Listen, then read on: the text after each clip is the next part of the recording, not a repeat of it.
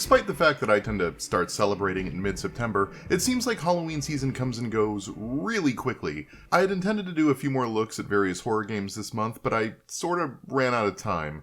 Plus, diving into a game's themes tends to exclude a lot of people from the fun if they haven't played the game and don't want it spoiled, which is something we'll come back to next month.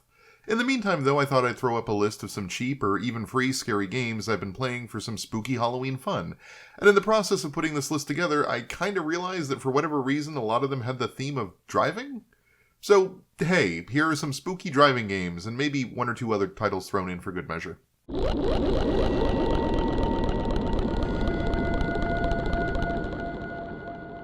2 years ago, I covered Kitty Horrorshow's Anatomy, which I think remains one of the fan favorites of all the games I've covered for Halloween time.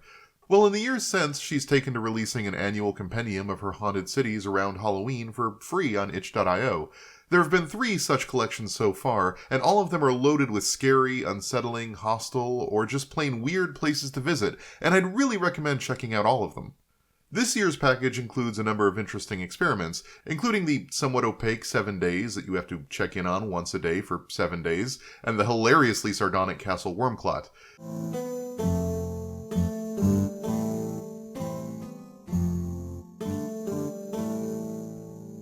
The driving game in the package, Ghost Lake, isn't necessarily my favorite in this year's set. That's probably Basements, wherein you wander from a corrupted hub into various small, dark poems presented with a space and soundtrack that surrounds you and makes the poems all the more threatening.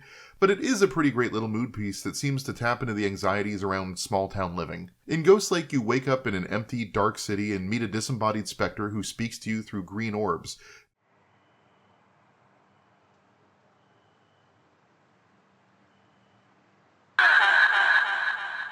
They offer to guide you around town in a fancy purple car. You hop in and begin roaming the highways at night, exploring the curiously empty remains of a city and its surrounding ephemera, picking up little green nodes that convey some more of the story.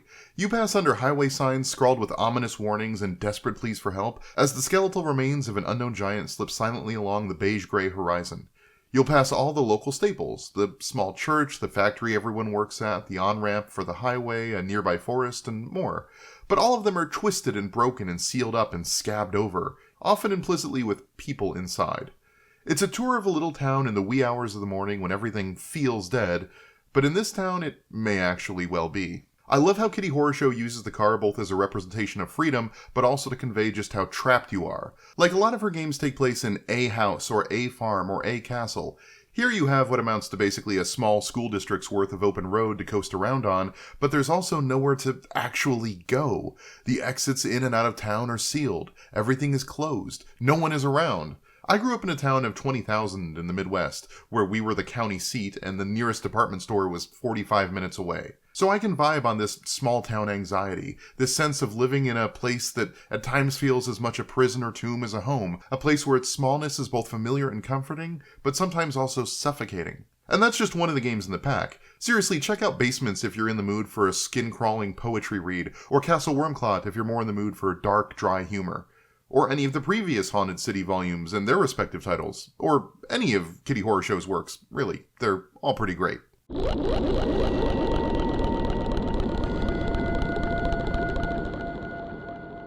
A few years back, I covered a game called Glitch Hikers. It was a spooky David Lynchian drive down a highway at night under a blood moon where you picked up bizarre hitchhikers who would teleport into your car and you could converse with them about life, philosophy, death, childhood, and the cosmos at large.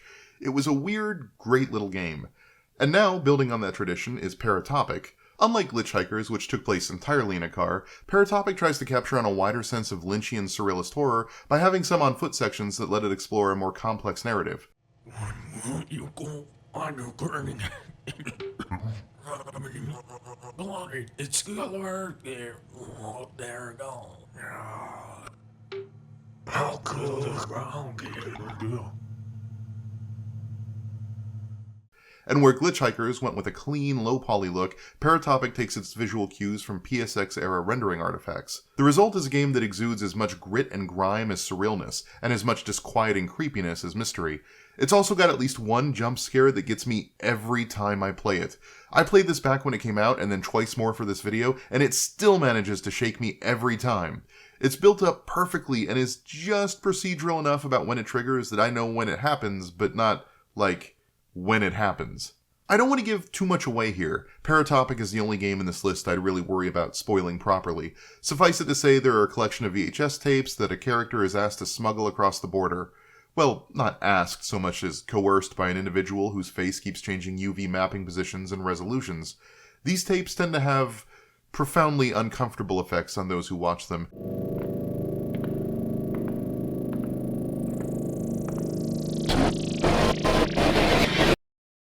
And all of this seems to lead back to a defunct electrical company. But the real mystery is who you are at any given gameplay chunk, and unraveling how many characters there are and who is doing what when is just as important as unraveling the truth about what those tapes record and why they may be so strange. There is a story there, but it isn't all told outright, and a lot of the connections you have to make yourself. As for how it plays, the driving requires a bit more attentiveness than something like Glitchhikers, but it plays with similar ideas. Driving provides a sense of isolation and contemplation, as well as implying a slow breakdown and disconnect from traditional reality, especially as the object sitting beside you in the passenger seat changes at random. My favorite touch is that, across the 3 driving sections, you slowly transition from urban freeways to the fast food and gas signage of rural highway intersections, and finally out into the dark, lightless countryside as the last radio stations crackle into static. It's a good metaphor for some of what the game's doing. Meanwhile, the non-driving sections feel very blendo. There's even a segment where you have to take pictures of a couple crows, which I kind of feel has to be a nod to Gravity Bone.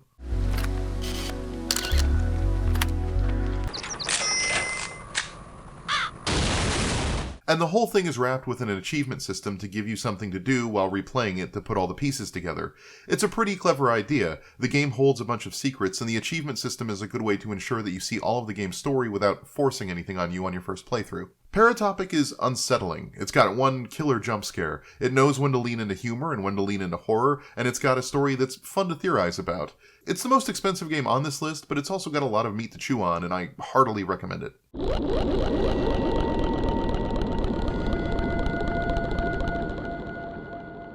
This is a game that we played on Spoiler Warning a few years back, and I only recently picked it up again. It's actually a fantastically great Halloween game, full of cheesy jump scares and over-the-top monster effects. The game opens on a wizened old woman with sunken eyes. She's able to read you right away. You've come to ask her about that dark ritual. You get the sense that you're not the first. Well, she tells you to go ahead and do it, but to lift the curse that goes along with it, you'll need to immediately come back to her with a candle, a book, and a bell. The game then cuts to what could be an abandoned house, or a satanic church, or maybe just your living room. You perform the ritual, and the Dark Lords ask what you would have of them. And I love how delightfully silly this game is, because it won't accept all answers. I can't tell if it uses your wish as like a seed value for the random elements to come in the game, or if it does something actually real with your desires, or what. But my favorite moment of playing this game remains when I asked for eternal life, and was told that the demons didn't really understand that request, so I lowered my sights considerably.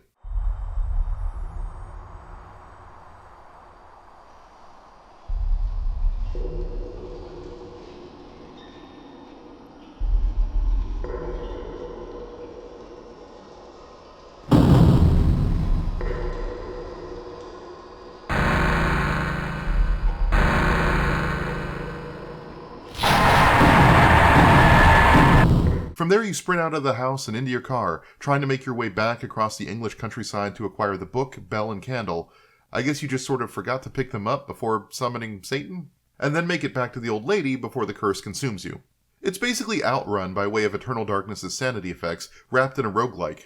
You drive down winding corridors trying to avoid oncoming traffic, which can happen in either lane, by the way, various obstacles in the road, and the game's signature paranormal effects. These can be anything from really mild attempts to spook you. A raven may fly over dropping some carrion on the hood of your car, or the devil may come on the radio and say something mean to you.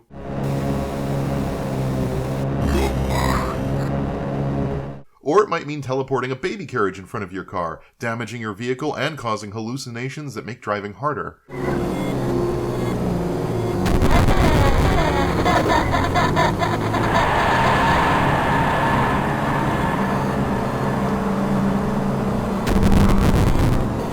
Or it might mean even more devious methods of trying to get you to crash.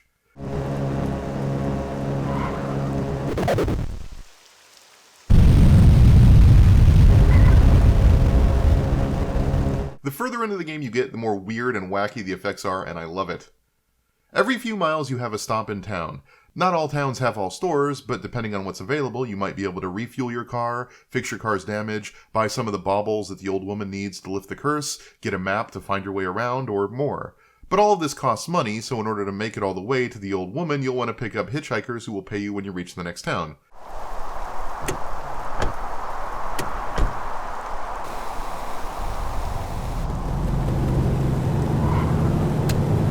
Don't worry, they'll just ride with you and stare creepily and unblinking in your rearview mirror. They won't usually kill you.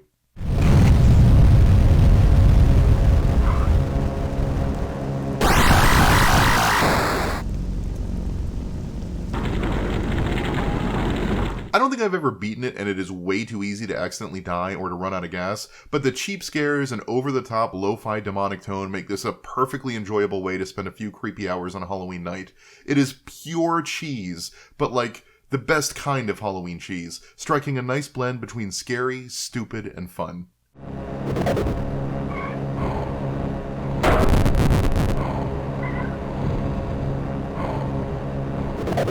So there we go, lots of ways to spend some spooky time in a car on Halloween, for not a ton of money.